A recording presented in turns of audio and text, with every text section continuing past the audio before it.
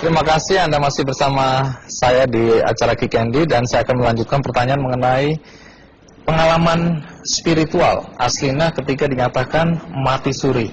Nah, tadi disebutkan oleh paman Anda, Pak Rustam, bahwa Anda mengatakan, Pak, mati itu sakit. Apa yang Anda rasakan waktu itu? Rasa dada sesak, terus sakitnya tuh seperti ditusuk pedang, terus seperti kulit binatang Dikuliti gitu? dikuliti hidup-hidup. Sakit sekali waktu itu Sakit rasanya? sekali. Terus di dada saya terasa sesak.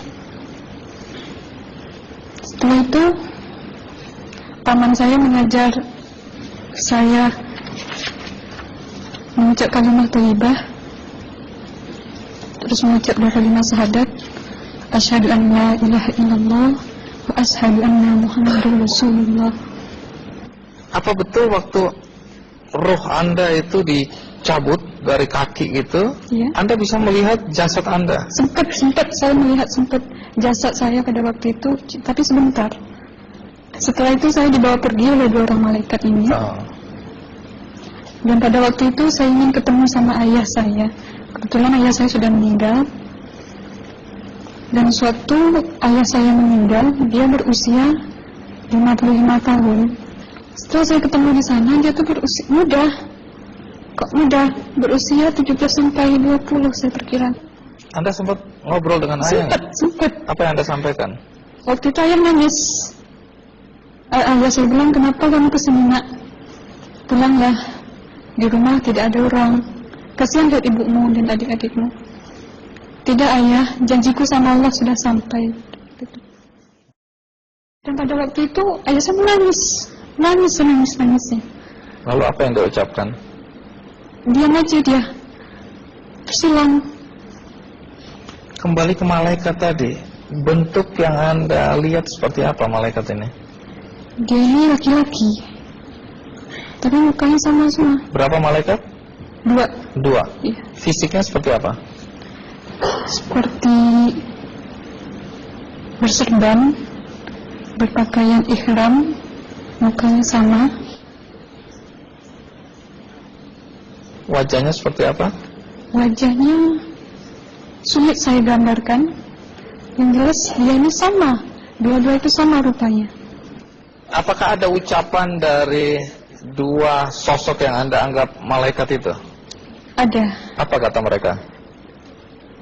Waktu itu saya mengalami perjalanan spiritual. Saya disoal oleh malaikat itu dengan sebutan ma ayyutuka, siapa Tuhanmu, katanya. Waktu itu ruh saya menjawab, Tuhanku adalah Allah. Siapa pemimpinmu? Pemimpinku adalah Nabi Muhammad sallallahu alaihi wasallam. Mana kiblatmu? Kiblatku adalah Ka'bah. Siapa kedua orang tuamu? Siapa saudara maramu? Terus saya diperjalankan.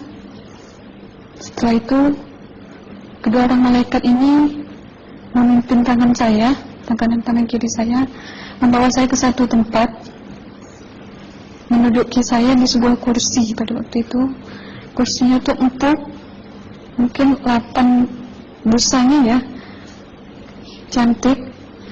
Terus di sana saya duduk.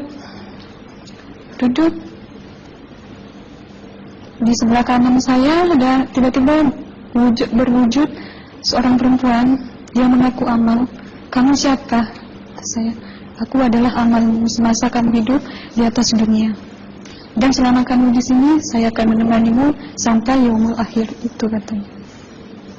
Dan pada waktu itu saya melihat perempuan-perempuan solehah berpakaian muslimah, berkerudung, mencium pipi kanan, pipi kiri.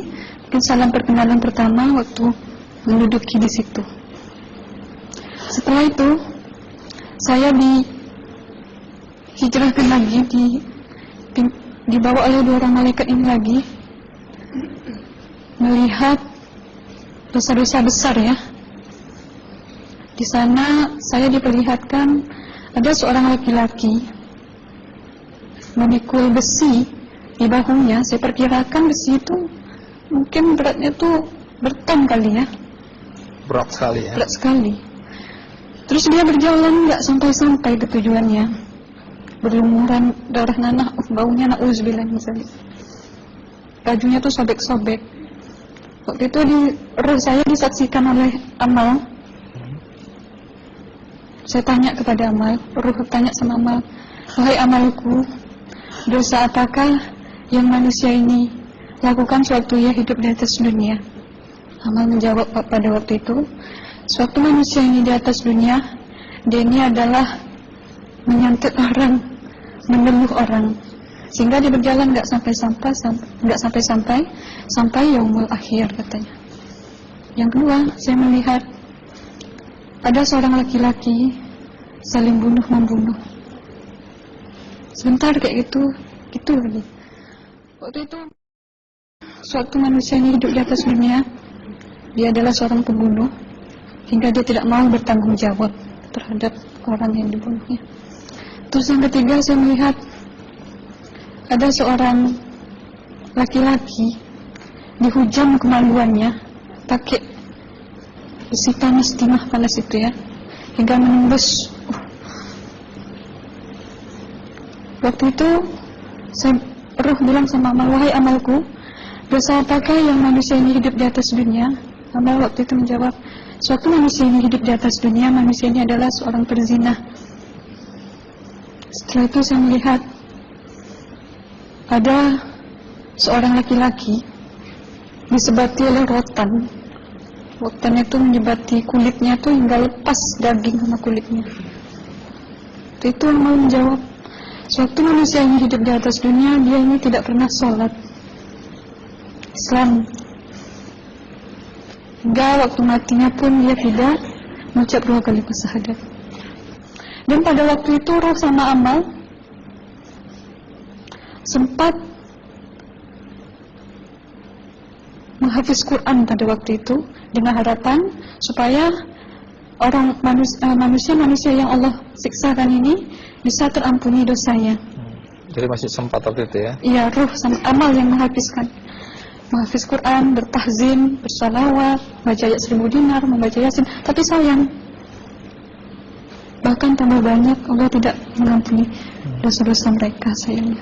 Setelah itu, akhirnya yang terakhir kali berzikir. Zikir saya pada waktu itu, subhanallah, walhamdulillah, wa la ilaha illallah, wallahu akbar, la haula wa la quwwata illa billahil aliyyil azim. Sekuat-kuatnya nada saya berteriak. Tiba-tiba saya merasakan detik jantung ya. Waktu itu mungkin paman saya yang menyaksikan. Itu saya koma. Disitulah sebenarnya Anda kembali ke jasad ya? Iya, benar. Jadi banyak sekali Anda menyaksikan kejadian-kejadian di alam sana ya. Nah, menarik karena waktu kami menghubungin Mbak Aslina, pada dasarnya Mbak Aslina keberatan menceritakan kembali kisahnya. Tapi kalau toh akhirnya Anda mau sampai di sini dan Anda sudah bercerita, apa harapan Anda pada orang-orang yang mendengarkan kisah ini? Ya, harapan saya pertama, ya lebih banyak mumpung menyambut puasa ya, lebih banyak mendekat diri aja sama Allah, perbanyakkan amalan soleh, perbanyakkan zikir, perbanyakkan sholawat, baca Quran, dan sebagainya. Itu harapan Anda ya? Iya. Baik, terima kasih Mbak Aslina ya, sudah datang dari Bengkalis.